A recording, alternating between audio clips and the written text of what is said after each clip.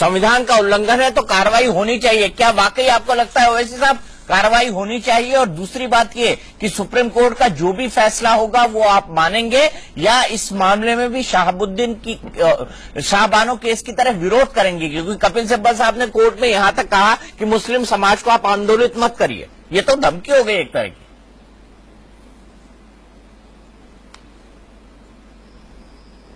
नहीं, धमकी नहीं। अगर धमकी होती तो सुप्रीम कोर्ट कपिल सिब्बल को कंटेम्प्ट में ले लेता। जाहिर है ना, तो जजेस जो बैठे हैं उनको कानून आपसे और मुझसे ज्यादा मालूम।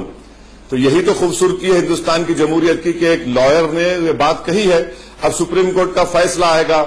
मैं स्वामी साहब की तरह ये तो नहीं कहूंगा कि अगर सुप्रीम कोर्ट फैसला दे देगा कि जिस जगह पर बाबरी मस्जिद थी जिसको बीजेपी ने वहां पर डिमोलिश किया, अगर कोर्ट का फैसला आ जाएगा कि वहां मस्जिद बनाएंगे तो क्या स्वामी साहब बनाने देंगे?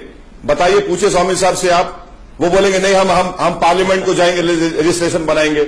तो हम ही आपसे कह रहे हैं कि ये जो रिफॉर्म की बात है, चाइल्ड मैरिजेस एक्ट है हमारे पास, एक और हिंदू बच्चियों की शादियां हुई हैं, डाउरी एक्ट है, डाउरी लिया जा रहा है, सेक्स रेट आप देख लीजिए मुसलमानों का बेहतर है। तो रिफॉर्म जब आएगा सोसाइटी में वो मुसलमानों की तरफ से आएगा।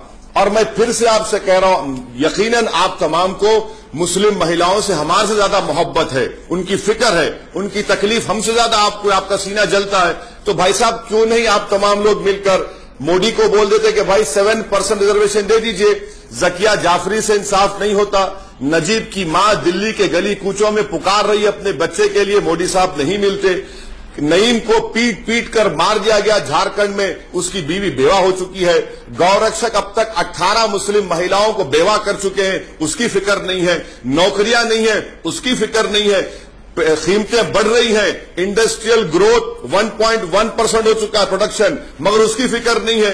कश्मीर में आए दिन लोग मर रहे हैं, उसकी फिक्र नहीं है।